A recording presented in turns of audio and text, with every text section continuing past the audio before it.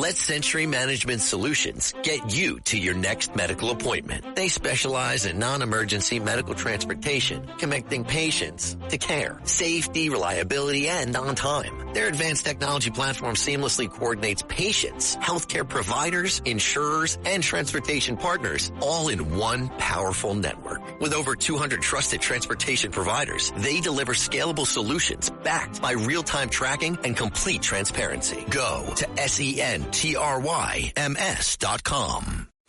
all you New Yorkers. Taxi. Okay, we're looking around. This is the 77 WABC minicast.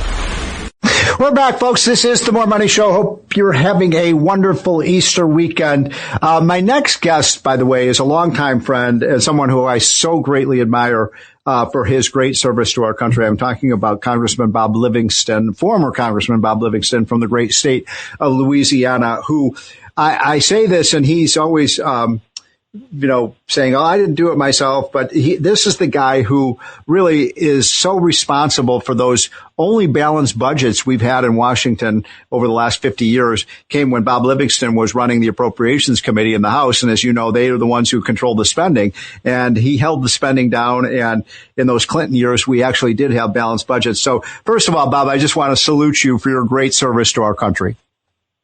Well, thank you very much for that great introduction, Steve, but I don't know that I deserve all the credit. Actually, there are quite a lot of other people, including Newt Gingrich and Ted Stevens and others, who pitched in. So it was a great effort, and I think it's one that we could all be very proud of.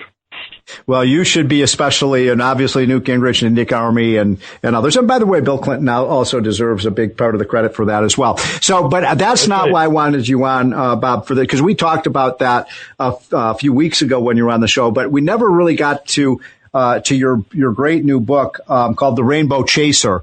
And there's so many reasons this book is important, but one of the themes of the book is something that is very troubling to me, Bob Livingston, and that is the outrageous prosecutorial misconduct in our justice system today.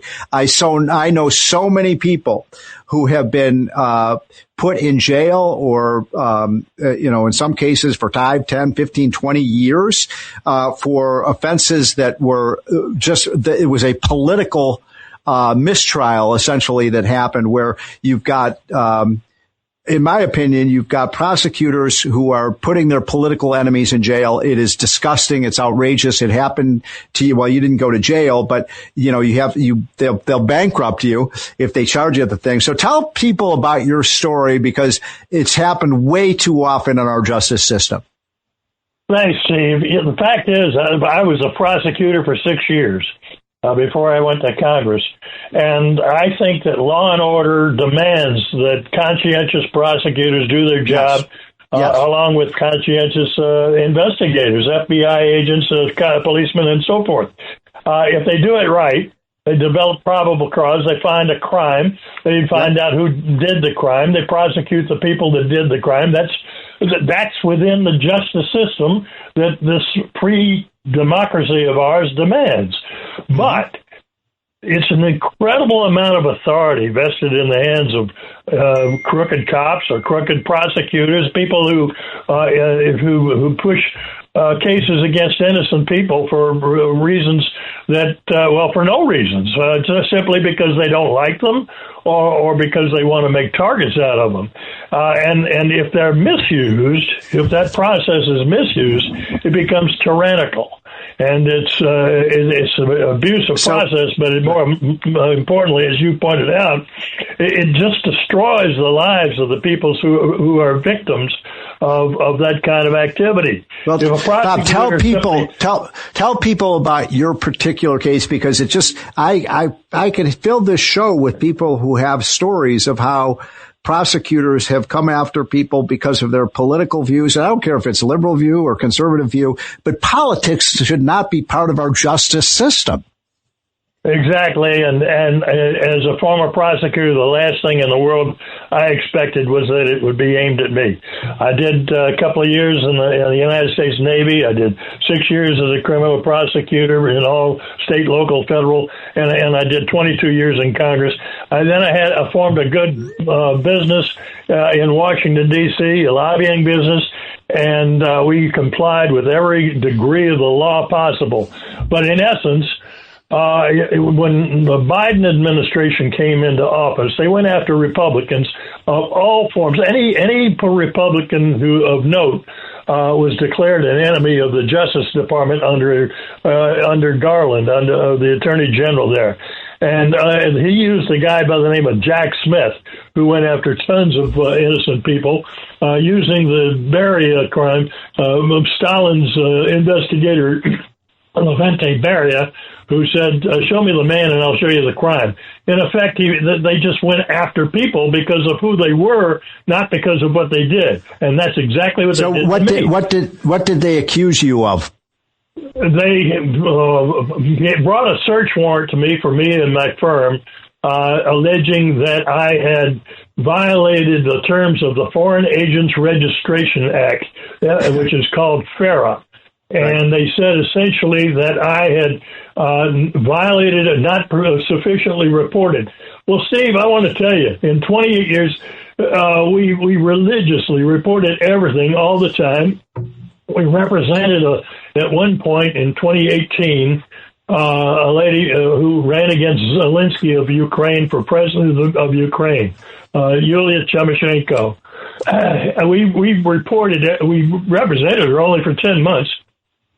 And we reported virtually everything under the law as we were required to do, and we told her that we were going to have to do that. Oh, my Coincidentally, there was a Democrat firm in Washington, D.C. that represented her for 4 years. They didn't report anything. Guess who was investigated? Right. We were. We were investigated, and they weren't. And they came at us. It cost me 20 months of grief, a hell of a lot of money for very expensive lawyers. And when we finally find an 88-page brief, the lawyers convinced the Justice Department that they didn't have a case, and then they didn't do anything until the statute of limitations ran out. They said, well, never mind. But it still cost me all of that problem. Other people haven't been so lucky. We weren't charged. Right. But they did come at me, and just because they came at me, it cost it cost me a hell of a lot of my business. Well, Bob, I know exactly what you're talking about because I have so many other colleagues and friends who've gone through the same prosecutions that you have, and actually persecution is a better word than prosecution. And what my sense of this, and by the way, I had a somewhat similar case involving myself, but it was more of an IRS tax issue. But the IRS claimed that my wife and I owed, I don't know, about $150,000 in taxes. We had no idea how they came up with that money and that dollar amount. They never even told us. They just said, you owe us this money, pay up. And we had a tax accountant, 2 tax accountants. We spent thousands and thousands of dollars. And the tax accountant, I'm not joking, Bob. The tax accountant said, look, we've redone your taxes. We actually think the IRS owes you some money. But what the tax accountant said is just pay the money because it's going to cost you so much to contest this with the IRS. It's going to cost you more money. And so they use the fact that we as individuals have limited budgets, but the government has an unlimited budget to go after you. Well, they really do. And if they charge somebody, and no matter how tough they make it, they can make you go to trial in a state outside of your own. You have to pay witnesses. You have to pay costs. You have to pay the lawyers. You pay this and that. They literally bankrupt you before you can prove your innocence.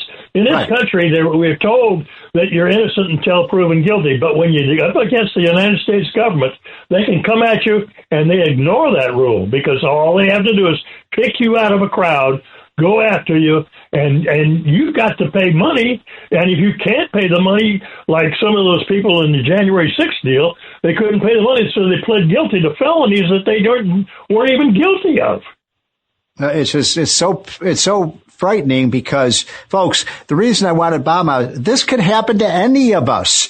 It's happened to me. It's happened to Bob Livingston. I have a guy I've been fighting for his case for now 2 years named Caleb Bailey, who literally is in jail for 12 years, and his crime was being a Trump delegate. And I'm not exaggerating. They raided his home. They found, you have 3 unregistered guns. They put him in jail.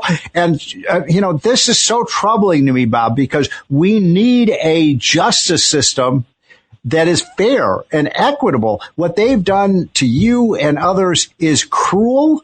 It is not a balanced system. And the problem is it's become so political. I mean, can you imagine going, if I were charged with a crime as a Trump person going in front of a jury in Washington, D.C., I would have no chance. That's not far-fetched at all, Steve. My book, The Rainbow Chaser, has a bunch of examples, maybe 15 or 20 examples of people who that happened to exactly. In some cases, they went all the way to the trial. Ted Stevens, I mentioned earlier, was tried and convicted 3 weeks before his election. He lost his election, and 2 months later, the judge threw the whole case out, saying the prosecutors had fudged on the case, and it didn't matter. After a generation of helping Alaska and representing this country nobly and ably, the poor guy lost his election, and for no reason. He couldn't put all pieces back together. Plus, it cost him a fortune in attorney's fees. Well, by the way, you may recall the case in the early 1980s of Ray Donovan, who was Ronald Reagan's labor secretary, who was accused of a crime. And, of course, he was totally exonerated, but he had to resign his position. And he very famously said, Bob, okay, now how do I get my reputation back? Because your reputation is destroyed by these people. It is indeed. In fact, there was a similar case against Ronald Reagan's Secretary of EPA, whose name escapes me this minute, but he was charged with 29 felony charges about 6 years after he left the Reagan cabinet, and in 1 year it cost him a fortune. But he convinced them that he wasn't guilty of any of the felonies, and just to get them off the back, he pled guilty to one misdemeanor because he couldn't afford them again for any longer, and the attorney's fees were bankrupting him, and he had no choice. So, Bob, we just have one or two minutes left. I'm talking to Bob Livingston, former chairman of the Appropriations Committee, who was one of the men responsible for our balanced budgets when we had them. My last question is, Bob, what do we do about this? How do we fight back? Well, we expose it, and that's what my book is about, the Rainbow Chaser, and I hope people will read it. I'm hoping that the Congress will pass a law that says when a prosecutor or an investigator makes a case against an individual because of who he is and not what he did, without probable cause or evidence, that prosecutor or investigator can be charged with a crime civilly or criminally, and can actually go to prison for it, because they ruin people's lives. They have that kind of power, and they have to be responsible. It's just very scary, and if you're someone who's a Trump supporter, as I am, you're worried that if the Democrats take over, they're coming after us, folks. They're coming after us because we love Donald Trump, and I think that's outrageous. It's not justice. It's injustice. Bob Livingston, thanks so much for coming on the show. The book is The Rainbow Chaser. You can get it on Amazon. And, folks, this is The More Money Show. We will be back in 2 minutes. Listen to this podcast now on the Red Apple Podcast Network. Why is the middle class shrinking? Why are people facing an affordability crisis while marginalized individuals called informals grow in numbers? Join me as I travel the world, speaking with people living in invisibility, the leaders working to solve it, and uncovering the hard truths shaping our economy and daily reality. Download all of Red Apple Media's podcasts right now through your favorite podcast platform.